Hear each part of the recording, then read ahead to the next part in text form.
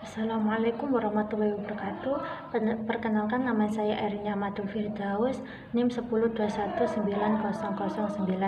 Di sini saya dari kelompok 5 akan mempresentasikan tentang konsep teoritis akuisisi, jual beli, dan dasar hukumnya. Yang pertama, pengertian akuisisi. Di dalam Kamus Besar Bahasa Indonesia atau KBBI, akuisisi adalah pemindahan kepemilikan perusahaan atau aset. Menurut ketentuan pasal 1 ayat 3, menurut Peraturan Pemerintah Nomor 27 Tahun 1998 tentang penggabungan, peleburan, dan pengambilalihan perseorangan terbatas, ditentukan bahwa pengambilalihan adalah perbuatan hukum yang dilakukan oleh badan hukum atau orang perseorangan untuk mengambil alih. Jenis-jenis akuisisi ditinjau dari kekuasaan keseorangan. Akuisisi dapat dilakukan secara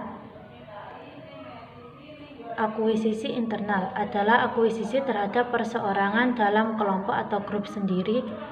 Kemudian akuisisi eksternal adalah akuisisi terhadap perseorangan di luar kelompok atau grup sendiri atau terhadap perseorangan dari kelompok lain, baik sejenis maupun tidak sejenis. Kemudian ditinjau dari segi keberadaan perseorangan. Akuisisi finansial adalah akuisisi terhadap satu atau beberapa perseorangan tertentu dengan tujuan untuk memperoleh keuntungan finansial.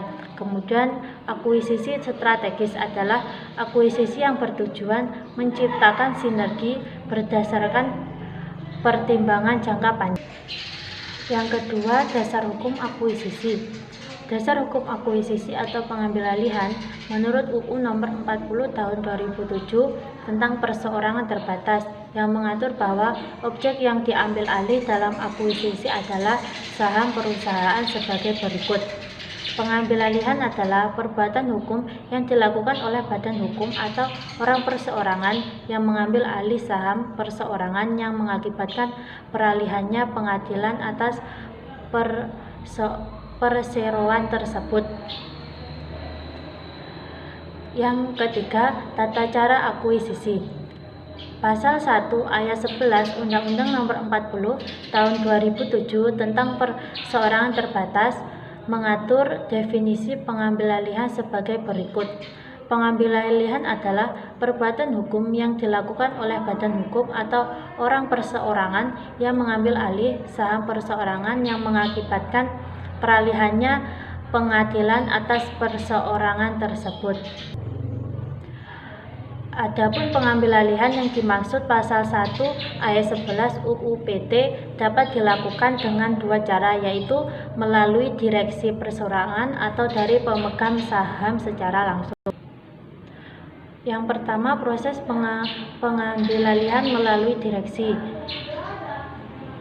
Yang pertama, keputusan RUPS. Yang kedua, pemberitahuan kepada direksi perseorangan. Yang ketiga, penyusunan rancangan pengambilalihan. Yang keempat, pengumpulan ringkasan rancangan. Yang kelima, pengajuan keberatan kreditor. Yang keenam, pembuatan akte pengambilalihan di hadapan notaris. Yang ketujuh, pengambilalihan kepada menteri. Yang kedelapan, pengumuman hasil pengambilalihan. Kemudian proses yang kedua yaitu proses pengambilalihan secara langsung dari pemegang saham. Yang pertama, perundingan atau kesepakatan. Yang kedua, pengumuman rencana kesepakatan. Yang ketiga, pengajuan keberatan kreditor. Yang keempat, pembuatan akte pengambilalihan di hadapan notaris. Yang kelima, pemberitahuan kepada menteri. Dan yang keenam, pengumuman hasil pengambilalihan. Mungkin hanya ini yang dapat saya sampaikan, kurang lebihnya saya mohon maaf. Akhirul kata, wassalamualaikum warahmatullahi wabarakatuh.